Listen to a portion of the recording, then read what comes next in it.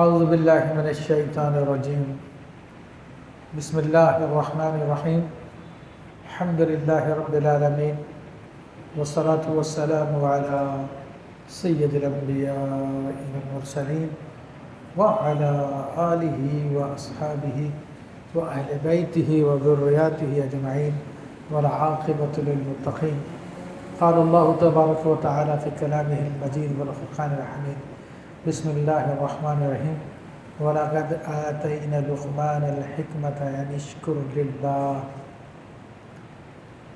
وَمَنْ يَشْكُرْ فَإِنَّمَا يَشْكُرُ لِنَفْسِهِ وَمَنْ كَفَرَ فَإِنَّ اللَّهَ غَنِيٌّ حَمِيدٌ. صدق اللہ العظیم وصدق رسول النبی الکریم.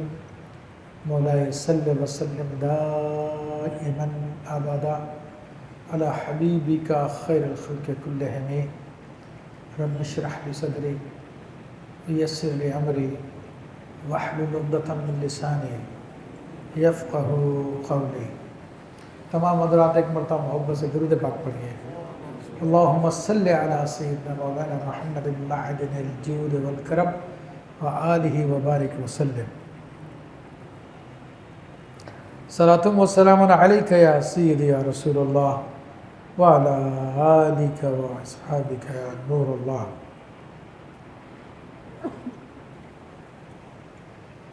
عزیزان محترم،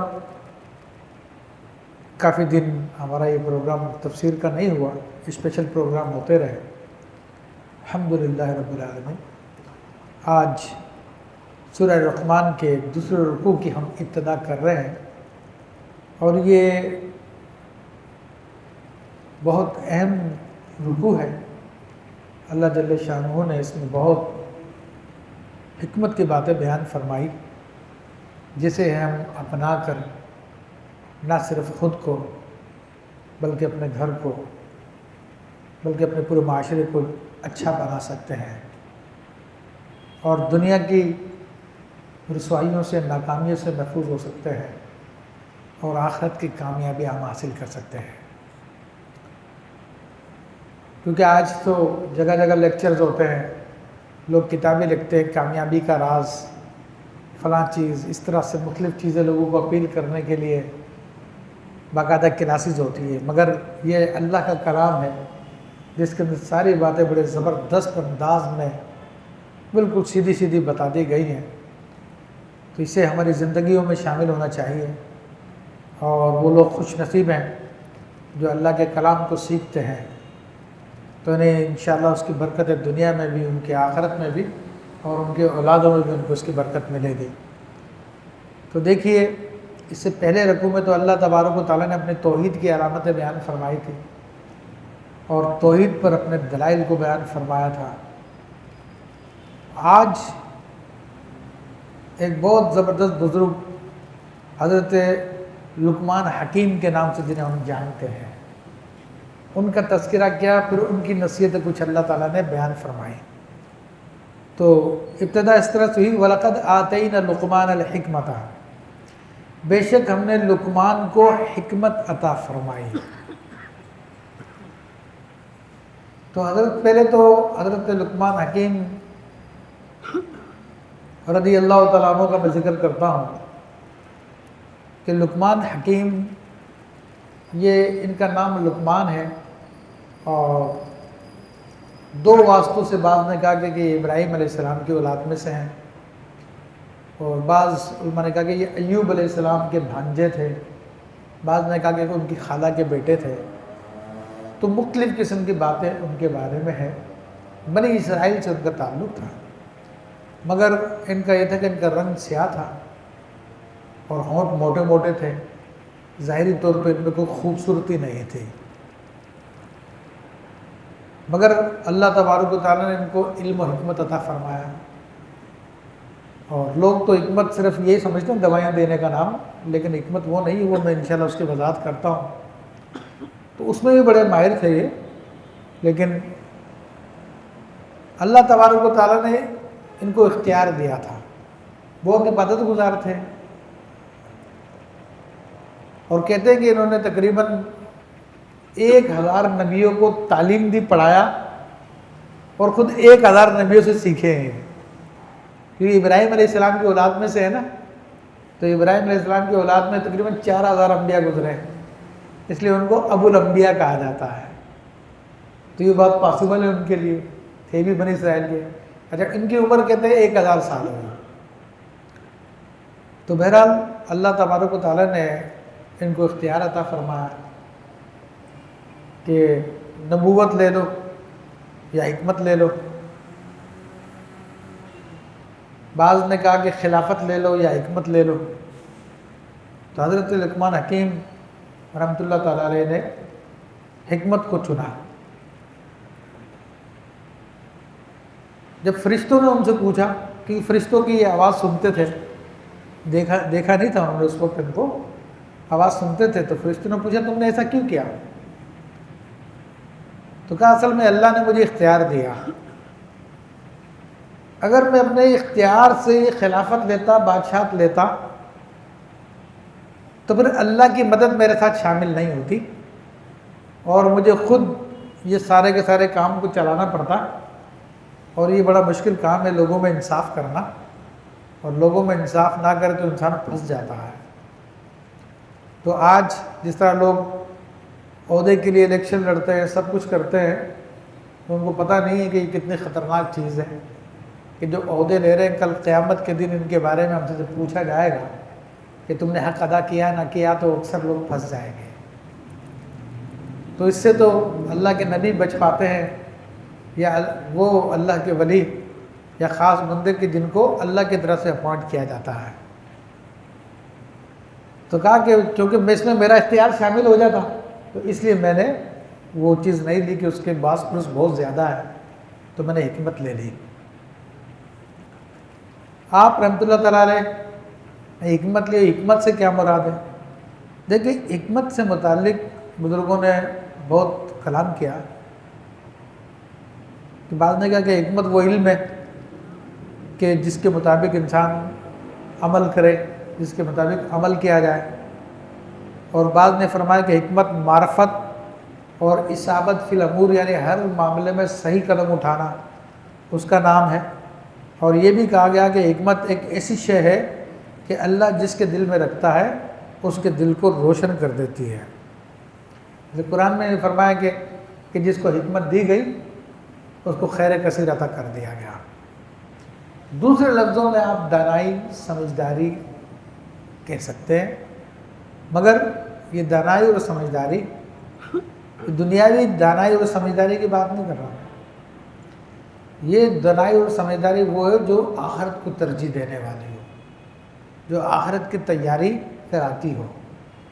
اور اس کے لیے فقہاء نے فرمایا کہ حکمت یہ ہے کہ نفس کے لیے کیا چیزیں ضروری ہے کرنا اور کن چیزوں سے اس کو بچنا چاہیے، ان چیزوں کے جاننے کا نام حکمت ہے، اور اسی کو فقہ بھی کہتے ہیں۔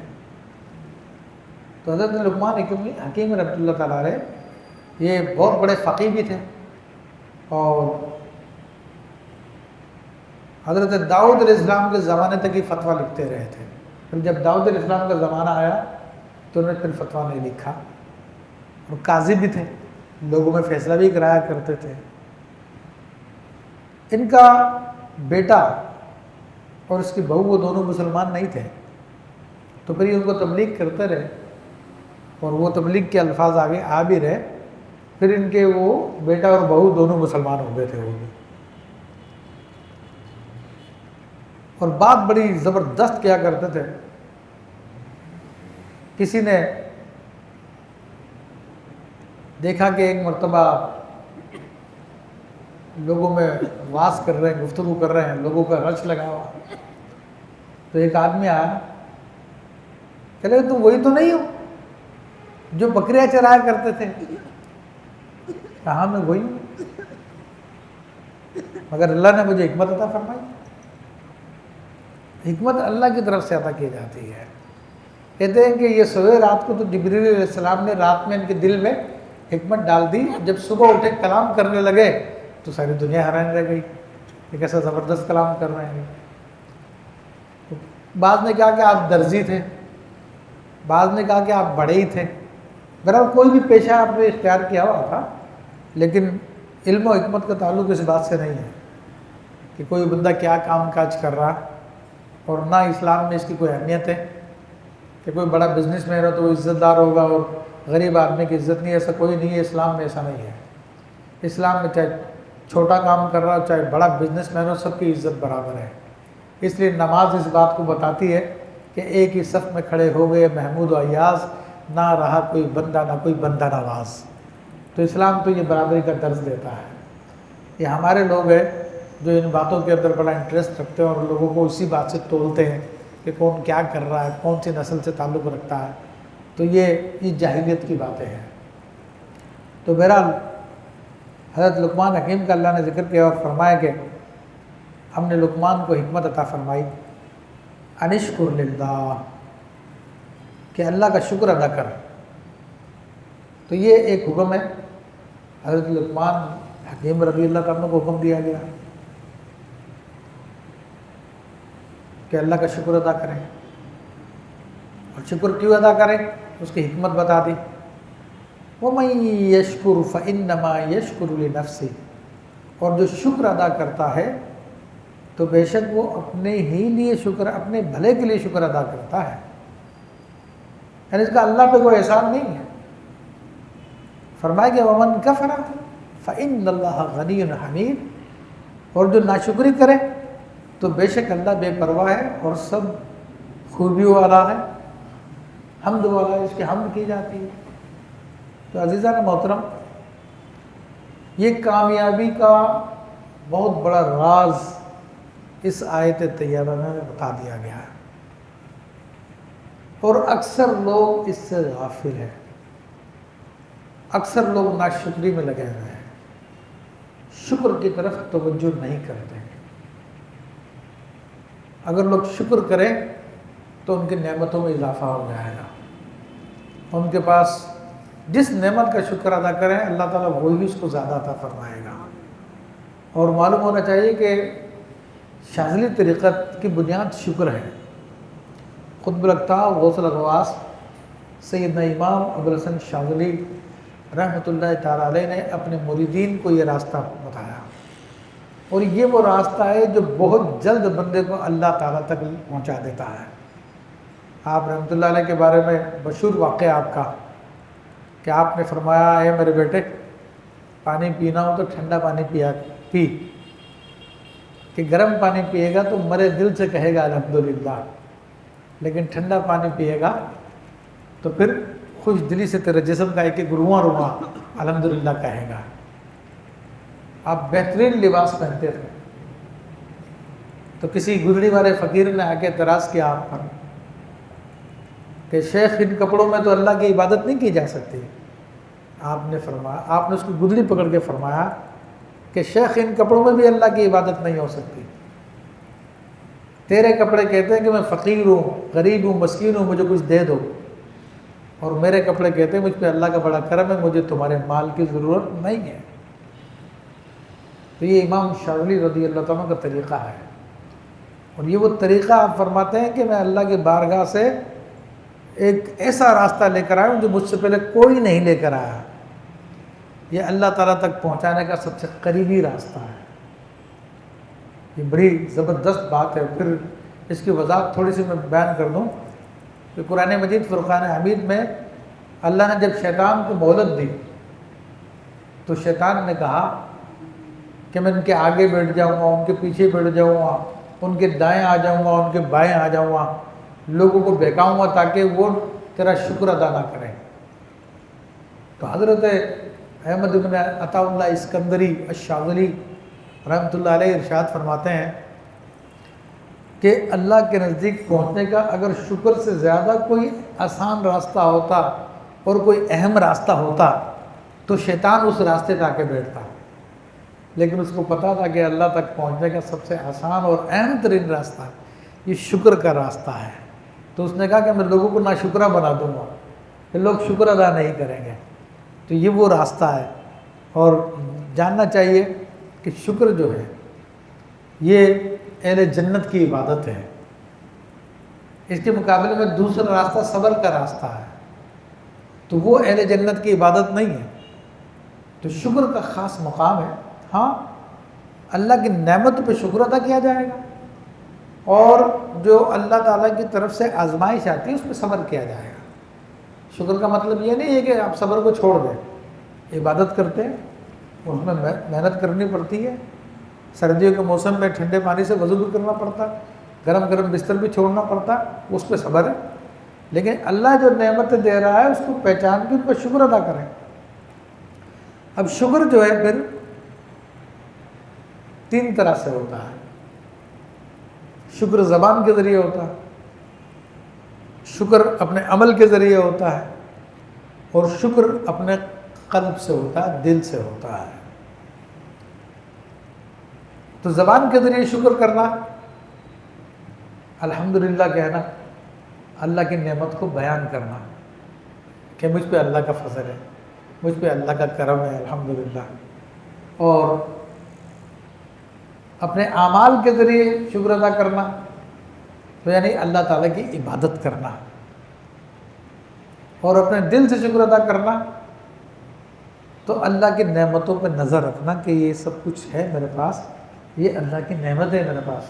ہمارے پاس اکثر لوگ آتے ہیں یا فون آتے ہیں، اور خواتین میں تو بہت زیادہ یہ بات پائی جاتی ہے کہ ساری زندگی عذاب میں گزر رہی ہے اور بہت پریشانی میں سارے معاملات گزر رہے ہیں، کوئی خوشی دیکھنے کو نہیں ملتی.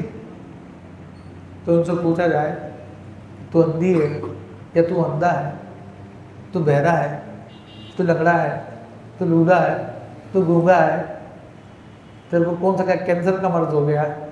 اگر نہیں کچھ بھی نہیں ہے. تو بیوقوف اتنی ساری نعمتیں اللہ نے تجھے دی ہوئی تو ان پہ تو شکر ادا نہیں کر رہا. 1-2 جگہ تیرے کوئی گوٹ پھنس گئی ہے، تیرا معاملہ پھنس گیا تو تم اس کو لے کر پوری سب نعمتوں کی ناشکری کر رہا ہے. کہہ رہا شکر میں نے کوئی نعمت دیکھی نہیں ہے، خوشی دیکھی نہیں ہے میں نے. تو یہ شیطان کی چال میں آئے ہوئے لوگ ہوتے ہیں جو اس قسم کی باتیں کرتے ہیں. تو دل اس بات پہ غور کرتا تو پھر اللہ کی نعمتوں کو پہچانتا ہے. جب اللہ کی نعمتوں کو پہچانتا ہے تو پھر زبان سے پھر شکر کے کلمات نکلتے ہیں، بدن پہ پھر عبادت طاری ہوتی ہے اور اللہ کی عبادت کرتا ہے. تو یہاں پر سب سے کامیابی کا راز بتا دیا گیا ہے. اور پھر قرآن میں لَإِن شَكَرْتُمْ لَأَزِيدَنَّكُمْ، تم اگر شکر ادا کرو گے تو میں تمہاری نعمتوں میں اضافہ کر دوں گا. ایک بڑا اچھا واقعہ ہے، ٹائم تو زیادہ ہو رہا لیکن اس کو بتانے سے شاید بہت سارے لوگوں کو ترغیب مل جائے گی، ناشکری کی عادت ختم ہو جائے گی. وہ کہتے ہیں کہ موسیٰ علیہ السلام ایک مرتبہ کوہ طور پہ تشریف لے جا رہے تھے، تو ایک بہت ہی غریب و فقیر آدمی بنی اسرائیل کا آپ کو ملا اور کہنے لگا کہ موسیٰ علیہ السلام سامنے آ جائے، شاباش یہاں پہ اس طرف آ رہے، جو آ رہے سامنے کی طرف آ رہے. تو کہنے لگا کہ موسیٰ علیہ السلام آپ کوہ طور پہ اللہ کی بارگاہ میں جا رہے ہیں تو اللہ تعالیٰ کی بارگاہ میں جا کے عرض کریں کہ میں بہت غریب ہوں، کلاش ہوں، فقیر ہوں، مجھے کچھ دے. آپ نے کہا ٹھیک ہے. پھر آگے گئے تو ایک آدمی ملا جس کے پاس بڑا مال تھا، دولت تھی. اس نے کہا کہ موسیٰ علیہ السلام میں تو اس دولت سے تنگ آ گیا ہوں. اچھا موسیٰ علیہ السلام نے اس فقیر سے کہا جاتے وقت کہ تم اللہ کا شکر ادا کیا کرو. پھر امیر آدمی ملا، اس نے کہا میں اپنے مال سے تنگ آ گیا ہوں، اللہ سے کہا لے لے مجھ سے. تو آپ نے کہا تم ناشکری کیا کرو. آپ یہ فرما کے چلے گئے. ٹھیک ہے، ایک عرصے کے بعد جب کوہ طور سے واپس آئے تو اس امیر آدمی کو دیکھا کہ وہ پہلے سے زیادہ امیر ہو گیا اور جناب اس کے لنگر چل رہے ہیں، لوگوں کو کھلا رہا ہے. اور تو اس نے جب موسیٰ علیہ السلام سے ملاقات ہوئی تو آپ نے پوچھا کہ کیا ہوا؟ کہا یہ تو میری نعمتوں میں اور اضافہ ہو گیا. آپ نے کہا میں نے تجھ سے کہا تھا ناشکری کر. کہا کیوں ناشکر کروں، وہ تو مجھے اتنا دے رہا تو میں تو شکر ادا کروں گا. کہا پھر تیری نعمت میں کبھی کمی نہیں ہوگی. اور فقیر کے پاس گئے تو وہ پہلے سے زیادہ کنگلا ہو چکا تھا، پہلے سے زیادہ غریب ہو چکا تھا. کہتے ہیں کہ اس کے جسم پر پہننے کے لیے کپڑے بھی نہیں تھے، اس نے کوئی پتے وتے لگائے ہوئے تھے اپنے جسم پر. موسیٰ علیہ السلام کو دیکھ کے ہی بھڑک اٹھا اور کہنے لگا کہ موسیٰ علیہ السلام میں نے آپ سے کہا تھا کہ اللہ کی بارگاہ میں میری سفارش کرے جا کر. تو آپ نے فرمایا میں نے تجھے کہا تھا شکر ادا کرنا. کہا کس بات کا شکر ادا کروں؟ مجھے دیا ہی کیا اس نے جو میں شکر ادا کروں میں؟ اس نے یہ بولا تو اتنے میں بکری آئی، اس کے پتے بھی کھا گئی۔ تو میرے بھائیو، اپنی نعمتوں کو آپ بڑھانا چاہتے ہیں، آپ اپنے مال کو بڑھانا چاہتے ہیں، آپ اپنی صحت کو بڑھانا چاہتے ہیں، آپ کسی بھی نعمت کو بڑھانا چاہتے ہیں تو شکر ادا کریں۔ اللہ کا یہ قانون ہے، جو شکر ادا کرے گا اس کو بڑھا دے گا۔ اب ہم آگے چلتے ہیں۔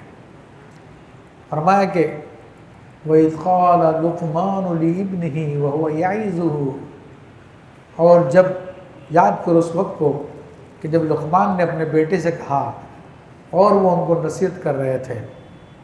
لقمان حکیم اپنے بیٹے کو نصیحت کرتے ہوئے کہہ رہے ہیں یا بنیا لا تشرک باللہ، اے میرے بیٹے تو اللہ کے ساتھ شرک نہ کر، کسی کو اللہ کے ساتھ شریک نہ ٹھہرا۔ ان الشرک لظلم عظیم، بے شک شرک بڑا ظلم ہے۔ تو شرک کو اللہ نے بہت بڑا ظلم قرار دیا ہے۔ تو پہلے تو ظلم کی تعریف، شرک کا معنی کیا ہے؟ دیکھیں، شرک کا معنی ظاہری معنی تو یہی ہے کہ اللہ کے ساتھ شریک کرنا، اور اس کی دو قسمیں ہیں، ایک شرک جلی اور ایک شرک خفی۔ شرک جلی تو یہ کہ کسی اور کی عبادت کرنا، کسی اور کو پوجنا اور یہ ماننا کہ وہ اللہ کا مددگار ہے، اللہ کے ساتھ مل کے بہت سارے کام کرتا، معاذ اللہ ثم معاذ اللہ۔ تو ہم کسی انسان کے بارے میں سوچا جائے، کسی بت کے بارے میں سوچا جائے، کسی ستارے کے بارے میں، کسی درخت کے بارے میں، کسی بزرگ کے بارے میں، تو وہ شرک ہے، وہ اسلام سے خارج ہے۔ یہ شرک جلی کہلاتا ہے۔ اور دوسری صورت شرک خفی کی، یہ جو صوفیہ کرام بتاتے ہیں، اس کے اوپر شرک کا فتویٰ نہیں لگتا، لیکن وہ ہے شرک کی قسم۔ وہ یہ ہے کہ نفع نقصان کو خدا کے سوا کسی اور کی جانب سے سمجھنا، یعنی خدا سے بھی سمجھنا اور بندوں سے بھی سمجھنا، مستقل ان کو سمجھنا کہ جناب یہ راضی ہو گئے تو اپنے سارے کام بن جائیں گے، یہ ناراض ہو گئے تو اپنے سارے کام بگڑ جائیں گے۔ تو اس میں لوگ اس بات کی تمیز نہیں کرتے، اور اللہ کا خیال بھی ان کے ذہن میں نہیں ہوتا۔ تو اس قسم کا عقیدہ رکھنا کسی بھی چیز کے بارے میں، خواہ انسان ہو، پتھر ہو، درخت ہو، کوئی اور چیز ہو، تو اس قسم کا عقیدہ رکھنا یہ شرک قرار دیا گیا۔ اس لیے نبی کریم صلی اللہ علیہ وسلم کی بخاری شریف میں حدیث موجود ہے کہ جس نے کہا کہ کل رات کو بارش فلاں ستارے کی وجہ سے ہوئی تھی، جو ستاروں پہ یقین رکھتے ہیں، ستاروں کو مؤثر بھی ذات جانتے ہیں، تو فرمایا کہ اس نے اللہ کے ساتھ شرک کیا، اس نے انکار کیا اس بات کا جو اللہ نے اپنے نبی علیہ الصلوۃ والسلام پہ نازل کی۔ تو آج کل اس چیز کے اندر لوگ بہت گرفتار ہیں، اللہ تبارک و تعالیٰ سے دور ہے، اللہ تبارک و تعالیٰ کی وحدانیت کو، اس کی طاقتوں کو، اس کی قدرتوں کو نہیں سمجھتے، تو اس لیے اللہ کو چھوڑ کر دیگر لوگوں سے امیدیں لگائی ہوئی ہیں۔ تو اس میں بڑی احتیاط کی ضرورت ہے۔ پھر کوئی ظلم عظیم کیوں قرار دیا گیا؟ دیکھو، ظلم کا لفظ معنی تو اندھیرا ہوتا ہے، لیکن جو اصطلاحی اس کا معنی ہے وہ یہ کہ کسی غیر مستحق کو کوئی چیز دینا، یعنی جس کا وہ مستحق نہیں تھا اس کو دے دینا وہ چیز، جو مستحق تھا اس کو نہ دینا۔ اس کو عربی میں کہتے ہیں وضع الشیء فی غیر محلہ، کسی چیز کو اس کے غیر محل میں رکھنا، جہاں پہ وہ رکھنے کے لائق نہیں تھی۔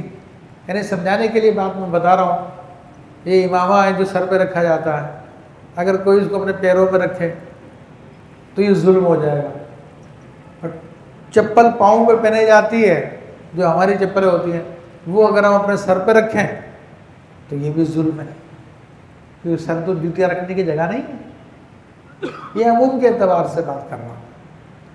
ہاں، البتہ کہ اللہ کے نبی کی جوتی ہے، اللہ کے نبی، اللہ کے ولی کی جوتی ہے، تو اس کو سر پہ رکھے تو اس کی ایک الگ حیثیت ہے، اس کی شرعی حیثیت الگ ہے، اس کا معاملہ الگ ہے۔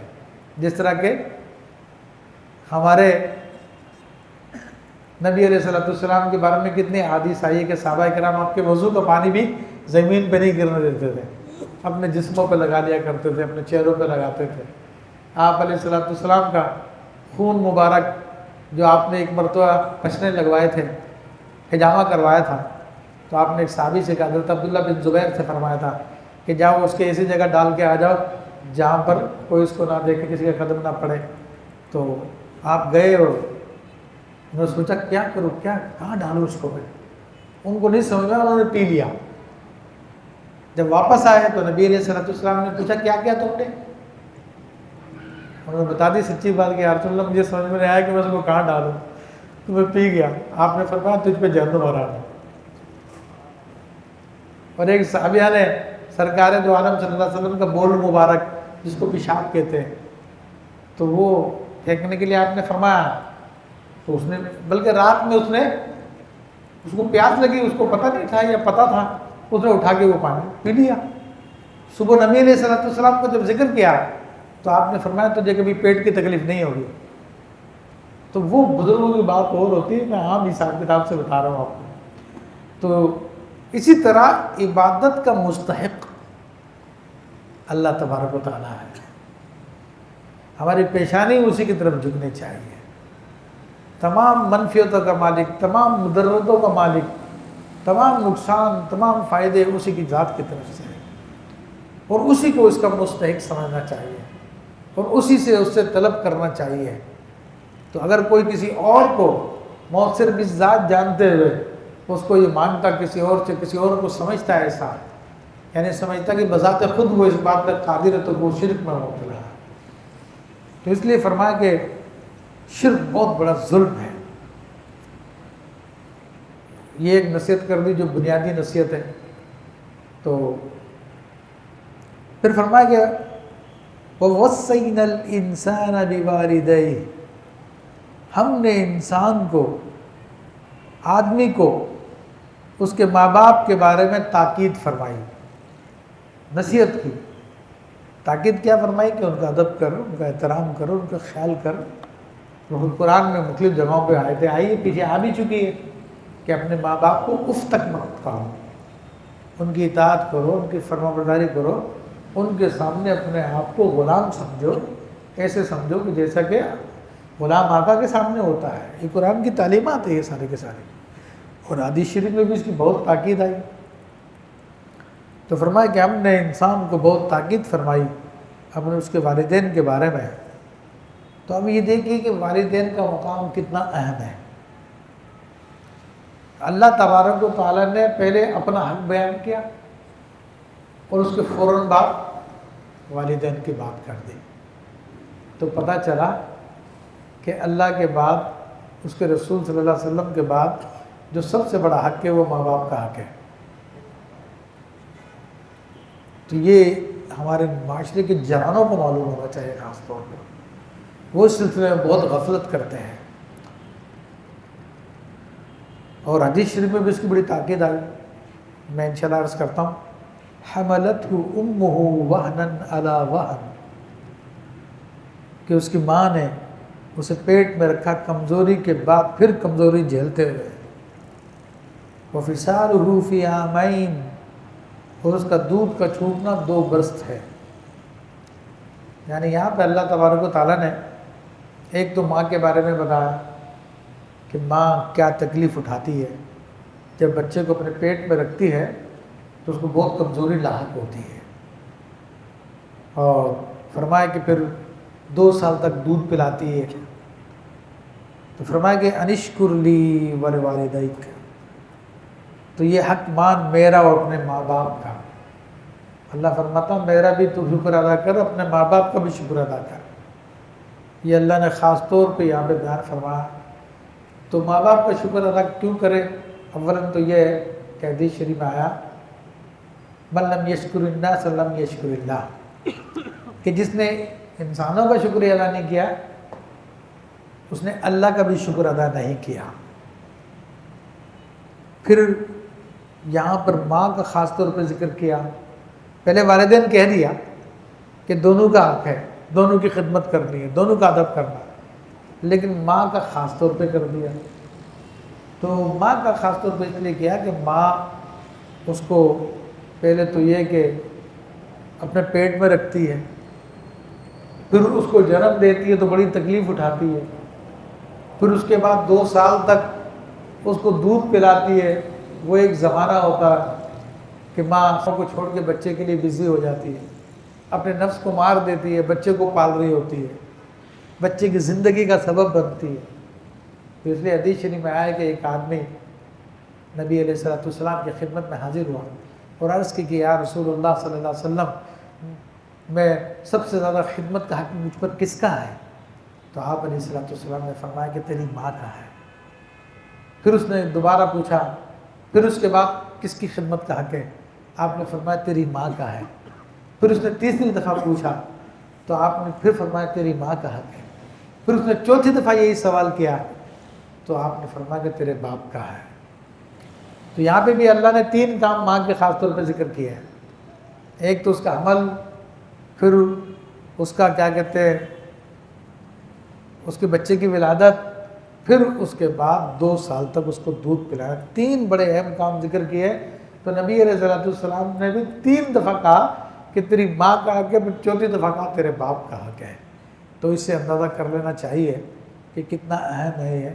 پھر اس کی اہمیت کا میں نے آپ کو بتایا کہ یہاں پر اللہ نے اپنے حق کے بعد، اپنی عبادت کے بعد، شرک سے بچنے کے بعد فرمایا کہ تجھ پہ والدین کا حق ہے۔ اللہ کی عبادت کرو، اس کے پھر والدین کا حق جتا دیا۔ تو یہ بہت عظیم یعنی اس میں نصیحت ہے کہ ماں باپ کی کتنی اہمیت ہے اسلام میں، اور اسلام کتنا اس کا حکم دیتا ہے۔ تو اگرچہ کہ یہ پورا کمپلیٹ ٹاپک ہے لیکن میں اس کے اوپر اتنا زیادہ گفتگو نہیں کر سکتا۔ اہمیت بتانے کے لیے چند باتیں میں نے ذکر کر دی ہے، اور پھر فرمایا کہ وہ الی المصیر، اور پھر ہماری طرف ہی لوٹنا ہے واپس، ہمارے پاس ہی تیرا ٹھکانہ ہے۔ یعنی ہم نے نصیحتیں تجھے کر دی ہیں، ساری باتیں سمجھا دی ہیں۔ اب یہ مت سمجھنا کہ کوئی پوچھ گچھ نہیں ہے، آئے گا تو ساری پوچھ گچھ ہوگی۔ یہ تجھے احکام دیے تھے، تو نے ان پہ عمل کیا نہیں کیا؟ تو اس لیے بار بار اللہ تعالیٰ یاد دلاتا ہے الی المصیر، اسی طرف لوٹ کر جانا ہے، وہی تمہارا ٹھکانہ ہے۔ فرمایا کہ وَإِن جَاهَدَاكَ عَلَىٰ أَن، اچھا یہاں پر ایک اور چیز میں ذکر کر دوں، تو اس میں استاد اور علماء کا بھی بیان ہے، اور علماء نے اسی موقع پہ بیان کیا، تو کہا کہ جہاں پر اللہ نے اپنا حق بیان کیا اسی کے اندر استاد اور علماء کا بھی ہے۔ کیوں ماں باپ کا حق کیوں بنتا ہے؟ کہ ماں باپ نے آپ کے جسم کی پرورش کی تو ان کا یہ حق ہوا۔ تو استاد ہے، آپ کا مرشد ہے جو آپ تربیت کرنے والا ہے، تو وہ تو آپ کی روح کی تربیت کرتا ہے، اور روح زیادہ اہم ہے۔ تو فرمایا کہ ان کا حق پھر اللہ کے حق میں داخل ہو جاتا ہے۔ فرمایا کہ وَإِن جَاهَدَاكَ عَلَىٰ أَن تُشْرِكَ بِي مَا لَيْسَ لَكَ بِهِ عِلْمٌ فَلَا تُطِعْهُمَا وَصَاحِبْهُمَا فِي الدُّنْيَا مَعْرُوفًا وَاتَّبِعْ سَبِيلَ مَنْ أَنَابَ إِلَيَّ۔ فرمایا کہ اب ماں باپ کی بات چل رہی ہے آگے، کہ اگر وہ دونوں تجھ سے کوشش کریں کہ تو میرے ساتھ شریک کر،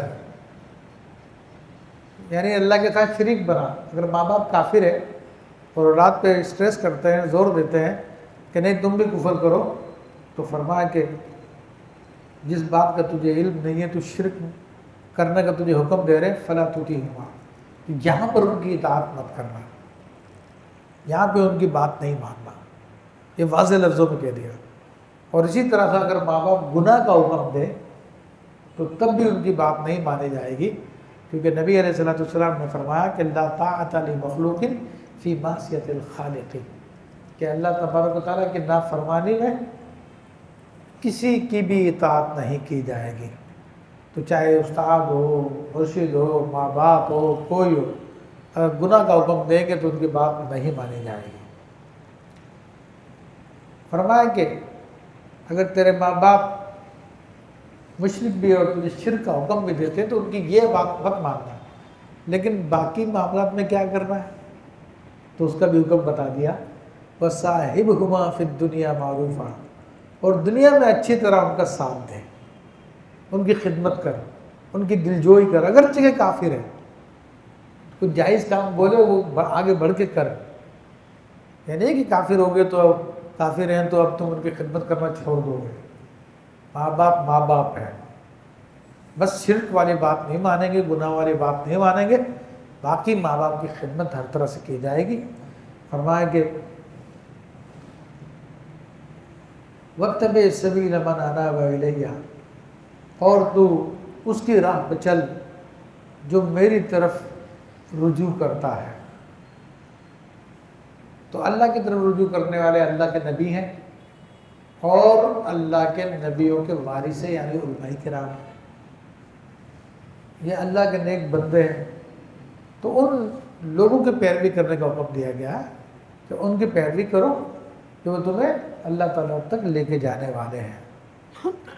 ثم الیہ مرجعکم، پھر میری طرف تمہیں پھر کے آنا ہے۔ یہاں پہ پھر اللہ نے یاد دلا دیا، دیکھو یہ پیروی کرو علماء کی، نیک لوگوں کی، انبیاء کی تعلیمات کی، کیونکہ علماء کی جو پیروی کی جاتی ہے وہ ان کی نفس کی وجہ سے نہیں کی جاتی، بلکہ وہ نبی کی تعلیم ہم کو بتاتے ہیں، اس لیے ان کی پیروی کی جاتی ہے، استاد کی ہے، سارے معاملات ہیں۔ دیکھو پھر میرے پاس مڑ کے آنا ہے، پھر کیا ہوگا مڑ کے آؤ گے تم، فَأُنَبِّئُكُم بِمَا كُنتُمْ تَعْمَلُونَ، تو میں تمہیں بتا دوں گا جو تم کرتے تھے دنیا میں، تم نے ہمارے احکام پہ عمل کیا نہیں کیا، تو پھر تمہیں پتہ چل جائے گا۔ پھر یہ نصیحت کرنے کے بعد فرما کہ یا بنیا انہا ان تکو مثقال حبۃ من خردل فتکن فی صخرۃ او فی السماوات او فی الارض یأتی بها اللہ۔ فرمایا کہ اے میرے بیٹے، کوئی چیز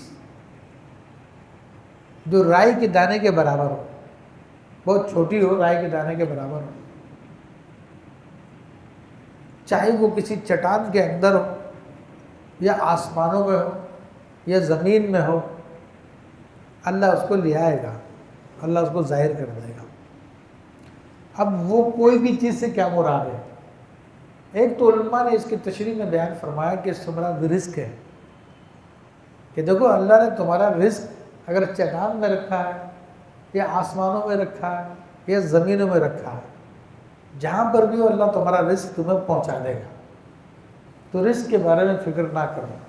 تو اسی لیے سلسلہ شاذلیہ کے عظیم بزرگ، عظیم ولی، تاج العارفین، ترجمان الاولیاء والصوفیاء حضرت شیخ احمد بن عطا اللہ اسکندری رحمۃ اللہ تعالیٰ علیہ اپنی کتاب الحکم العطیہ میں ایک حکم میں بیان فرماتے ہیں کہ اہتمامک فیما ضمن لک وتقصیرک فیما طلب منک دلیل علی انطماس بصیرتک، کہ جس چیز کی اللہ نے گارنٹی لے لی ہے اس کے بارے میں تو اتنی فکر کر رہا، اور جس چیز کا اللہ نے تجھے کرنے کا حکم دیا ہے اس کے اندر تو سستی کر رہا ہے، یہ اس بات کی دلیل ہے کہ تیرا دل اندھا ہو چکا ہے۔ اور آج یہی حال ہے کہ رزق کی گارنٹی اللہ نے لی ہے، لیکن پھر بھی لوگ دوڑ رہے ہیں، اس کے پیچھے بھاگ رہے ہیں، فکر کر رہے ہیں، فکر مند ہو رہے ہیں، اور اللہ نے اپنی عبادت کرنے کا حکم دیا، نماز پڑھنے کا حکم دیا، قرآن پڑھنے کا حکم دیا، روزہ رکھنے کا، زکوٰۃ دینے کا، اس کی کوئی پرواہ نہیں کرتا۔ نماز مسجد خالی پڑی ہوئی، بازار جاؤ تو بازار سجے میں، مسجد خالی پڑی ہوئی۔ تو یہ اللہ فرماتا ہے کہ تیرے لیے اگر رزق رکھا اللہ نے چٹانوں میں ہوگا، وہاں سے بھی نکال کے تجھ تک پہنچا دے گا۔ اور دوسرا معنی اس کا یہ ہے کہ تو کوئی بھی گناہ چاہے تو چھپ کے کر لے، چٹانوں میں جا کے کر لے، چاہے تو آسمانوں میں جا کے کر لے، چاہے زمینوں کی تہہ خانوں میں جا کے کر لے، وہ قیامت کے دن اللہ ظاہر کر دے گا، اللہ سے چھپا ہوا نہیں ہے۔ تو یہ وصیت کر دی، نصیحت کر دی، ان اللہ لطیف خبیر، بے شک اللہ ہر باریکی کا جاننے والا اور خبردار ہے، کہ اللہ سے کچھ چھپا نہیں سکتے، وہ باریک سے باریک چیز کو بھی جانتا ہے۔ علماء نے مثال دی کہ رات کے اندھیرے میں، سیاہ اندھیری رات میں، سیاہ پتھر پر اگر کوئی چیونٹی جلتی ہے تو اللہ تبارک و تعالیٰ اس کو بھی جانتا ہے، اس کی چال کو بھی جانتا ہے۔ اور میں اس سے آگے کی بات، اس چوٹی کے اندر اس کا دل بھی ہے، اس کے پھیپھڑے بھی ہے، اس کا معدہ بھی ہے، اس کا جگر بھی ہے، وہ سارے کے سارے فنکشن بھی اللہ تعالیٰ ہی چلا رہا ہے اتنی چھوٹی سی چوٹی میں۔ تو اس کو بھی اللہ تعالیٰ سب جانتا، سب دیکھتا ہے، حتیٰ کہ وہ وائرس یا بیکٹیریا جو اپنی آنکھوں سے نظر نہیں آتے، وہ بھی ایک مخلوق ہے، زندہ مخلوق ہے۔ میرے بھائی یہ ہماری دہی ہوتی ہے، یہ کہاں سے بنتی ہے؟ دودھ سے بنتی ہے، اس میں دہی ڈالتے ہیں، تو وہ بیکٹیریا جو نظر نہیں آتے ہمیں، وہ اس میں عمل کرتے ہیں، تو اس کو تھوڑے ایک رات 4-5-6 گھنٹے میں اس کو دہی بنا دیتے ہیں، ہمیں نظر نہیں آئے۔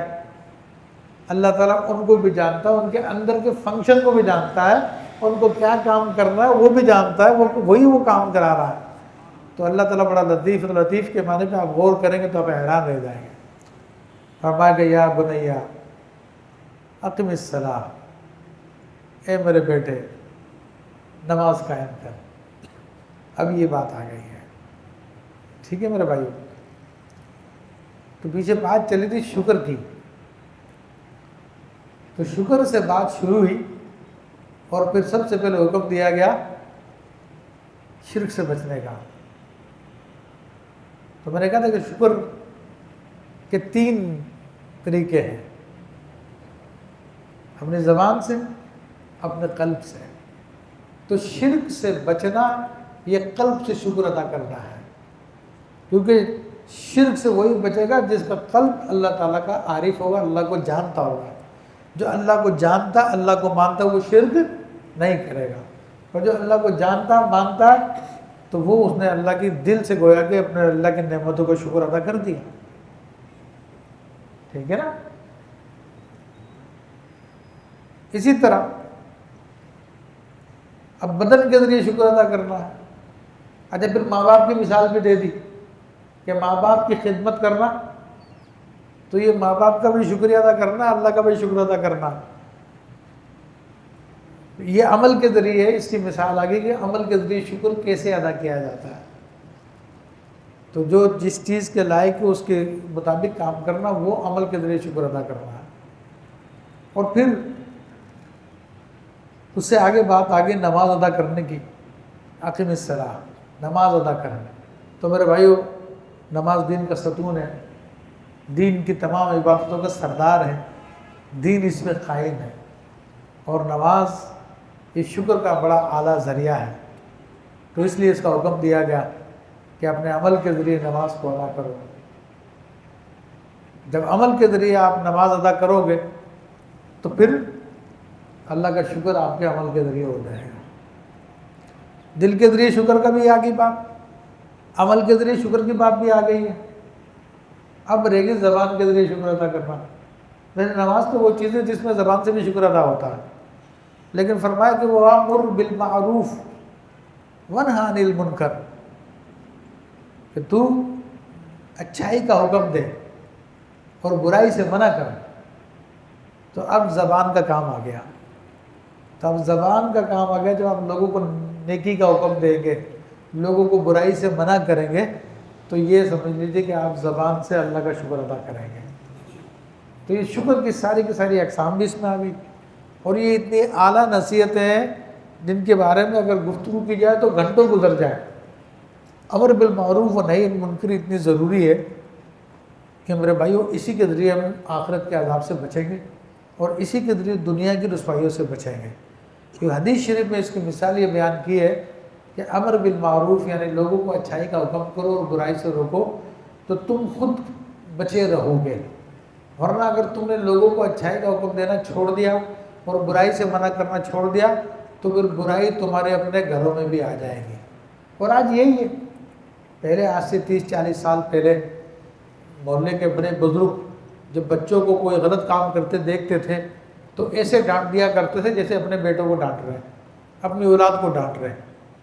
اور لوگ ارے چاچا آ رہا، چاچا آ رہا، اور ارے فلاں صاحب آ رہے، فلاں صاحب آ رہے ہیں۔ حتیٰ کہ خود ہم اپنے اساتذہ کو دیکھتے تھے، اسکول کے ٹیچرز کی بات کر رہا ہوں، گلی میں کھیل رہے ہوتے تھے تو کھیل چھوڑ کے فوراً گھر میں بھاگ جایا کرتے تھے۔ تو یہ ادب و احترام ہوتا ہے کہ استاد جو تنبیہ کرتا تھا، ارے بیٹا کیا کر رہے ہو، کھیل کود میں ٹائم ضائع کر رہے ہو، جاؤ جا کے پڑھائی کرو، تو وہ کہا کرتے تھے، تو پھر طلبہ ان کا ایسا ادب کرتے تھے۔ لیکن اب کہنا چھوڑ دیا تو اب سارا معاملہ بدل گیا، اب برائی عام ہو گئی ہر جگہ۔ تو حدیث شریف میں اس کو ایک مثال سے سمجھایا کہ کچھ لوگ ہیں جو ایک جہاز میں ہیں اور اس کے نیچے والا بھی ایک منزل ہے، ایک اوپر والی منزل بھی ہے، تو ان کو جب پانی کی ضرورت پڑتی تھی تو وہ اوپر والی منزل پہ آتے تھے، نیچے والے وہاں سے پانی لیتے تھے۔ پھر انہوں نے سوچا کہ یار اوپر جانے کی کیا ضرورت ہے، جہاز میں ہی سوراخ کر لیتے ہیں تو پانی تو بہت جلدی آ جائے گا، خود بخود اندر آ جائے گا۔ اوپر والوں کو جب پتہ چلا تو بعد نے کہا نہیں ان کو روکو، ان کو روکو۔ انہوں نے کہا ارے جانے دو جی، وہ تو اپنے حصے میں کر رہا، ہماری منزل میں تھوڑی کر رہا۔ تو نتیجہ کیا نکلے گا؟ پورا جہاز ڈوب جائے گا۔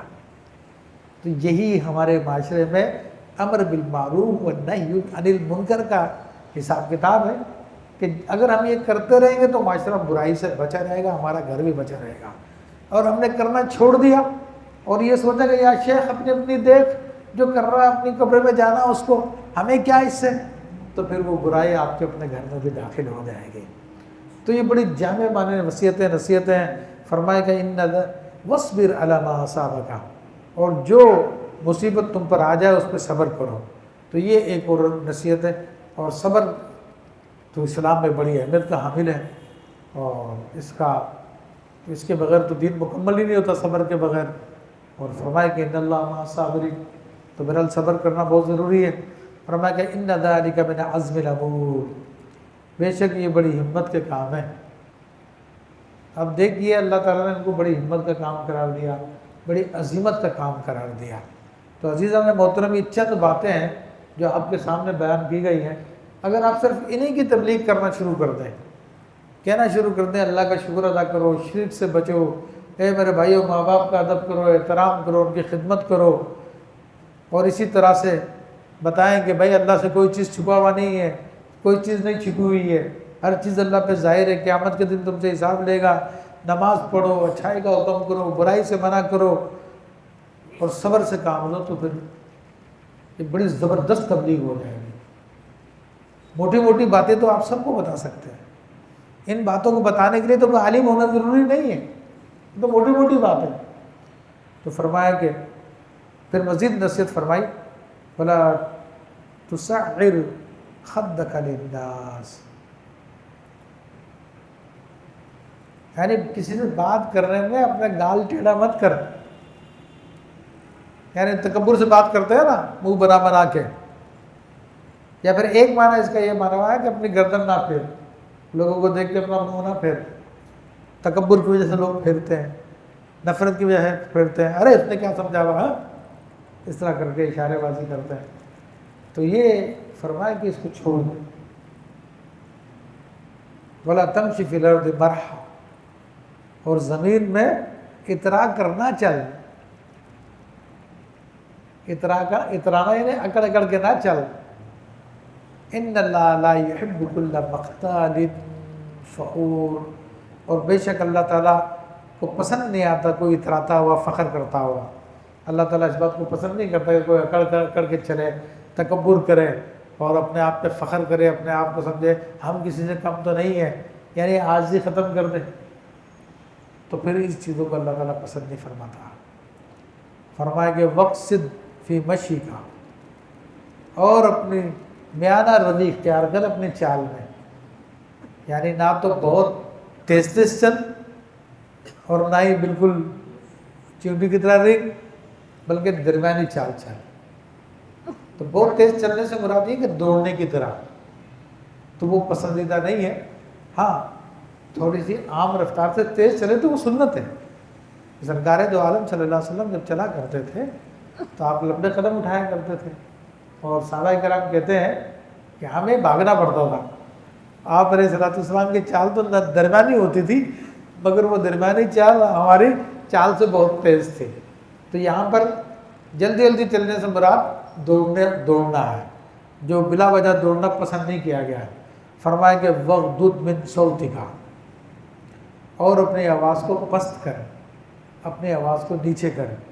تو عام طور پہ لوگوں کو زور زور سے بات کرنے کی عادت ہوتی ہے، تو ان کے لیے بھی یہ نصیحت ہے کہ وہ زور زور سے بات نہ کریں، بلکہ اللہ نے اس بات کو سمجھانے کے لیے، حضرت لقمان نے اس بات کو سمجھانے کے لیے آگے مثال دی، ان انکر الاصوات لصوت الحمیر، بے شک سب آوازوں میں سے بری آواز گدھے کی آواز ہے۔ تو بتا دیا کہ گدھا بہت زور سے بولتا ہے، تو فرمایا کہ ناپسندیدہ ہے زور زور سے باتیں کرنا۔ تو اس لیے اپنے بول چال میں بھی ہمیں معیارنہ روی اختیار کرنی چاہیے، نہ تو اتنا ہلکا بولے کہ سامنے والے کو سمجھ میں نہ آئے، اسے پوچھنا پڑے ہاں بھائی کیا کہا آپ نے، اور نہ ہی اتنا زور سے بولے کہ کان پھاڑنے کے لیے تیار ہو جائے، لوگ پریشان ہوتے کہ کتنی زور زور سے باتیں کرتا ہے۔ تو نارمل انداز میں بات کرنی چاہیے۔ اور یہاں پر علماء نے بہت کچھ لکھا کہ گدھا کب بولتا ہے، پھر اس کے مقابلے میں مرغا بولتا ہے، وہ اللہ کو پسند ہے۔ تو گدھا جب بولتا ہے کہ جب اس کو شیطان نظر آتا ہے، اللہ نے اس کے اندر یہ ایک کیپیبلٹی رکھی ہے، صلاحیت رکھی ہے، ایبلٹی، کہ جب شیطان اترتا ہے جس جگہ پہ آتا ہے یہ دیکھ لیتا ہے، تو وہ زور زور سے بولتا ہے۔ تو اس وقت ہمیں حکم دیا گیا کہ اعوذ باللہ من الشیطان الرجیم پڑھیں۔ اور اسی طرح مرغا جب بولے تو فرمایا کہ مرغا اس وقت بولتا ہے کہ جب اس کو رحمت کا فرشتہ نظر آتا ہے۔ تو اس وقت پھر ہمیں تعلیم دی گئی ہے کہ ہمیں وہ دعا پڑھنی چاہیے جو مسجد میں داخل ہوتے وقت پڑھتے ہیں، اللہم انی اسألک وفضلک من رحمتک، ٹھیک ہے، کہ اللہ میں تجھ سے تیری رحمت کا اور فضل کا سوال کرتا ہوں۔ تو یہ دعا انسان کو پڑھنی چاہیے، استغفار کرنی چاہیے، درود پاک پڑھنا چاہیے، تو وہ پھر قبولیت کی گھڑی ہوتی ہے، تو اس وقت یہ کام کرنا چاہیے۔ پھر بتایا کہ مختصر بات کو یعنی کرتے ہوئے میں آپ کو ساری بات کا خلاصہ یہ ہے کہ انسان کو اپنی بول چال میں اچھا انداز اپنانا چاہیے، چلا چلا کے چیخ چیخ کر کرخت آواز میں باتیں نہیں کرنی چاہیے۔ اس کو ایک شاعر نے کہا، نہ کچھ دے ہے کوئل نہ کچھ چھینے ہے کوا، نہ کچھ دے ہے کوئل نہ کچھ چھینے ہے کوا، پر میٹھی آواز کے سوے شیلا۔ تو کوئل بھی بولتی تو ہے لیکن سب کو بھاتی ہے اس کی آواز، اور کوا جو ہے کائیں کائیں جب کرتا تو سب کو ناپسند ہو جاتا ہے۔ تو انسان کو میٹھا بولنا چاہیے، ہاں ضرورت ہو سختی کرنے کی تو سختی کر سکتا ہے۔ تو بہرحال اسی پہ ہم گفتگو ختم کرتے ہیں۔ تو یہ چیپٹر تو بہت ہی وضاحت والا تھا، بہت گفتگو کرنے والا تھا، لیکن چونکہ ہمارے پاس اتنا ٹائم نہیں ہوتا تو ایک ہی رکوع پہ ہم گفتگو کرتے ہیں۔ اللہ تبارک و تعالیٰ ان تعلیمات پہ ہمیں عمل کرنے کی توفیق عطا فرمائے۔ پھر اس پیغام کو آپ دیگر لوگوں تک پہنچایا کریں، لوگوں کو اس اجتماع کی دعوت دیا کریں، درس قرآن کی طرف بلائیں، تو انشاءاللہ تبارک و تعالیٰ آپ لوگ بھی اللہ کے دین کو عام کرنے والوں میں شامل ہو جائیں گے، اللہ کے پیغام کو عام کرنے والوں میں شامل ہو جائیں گے، جس کا بڑا عظیم ثواب ہے۔ جزاکم اللہ خیر۔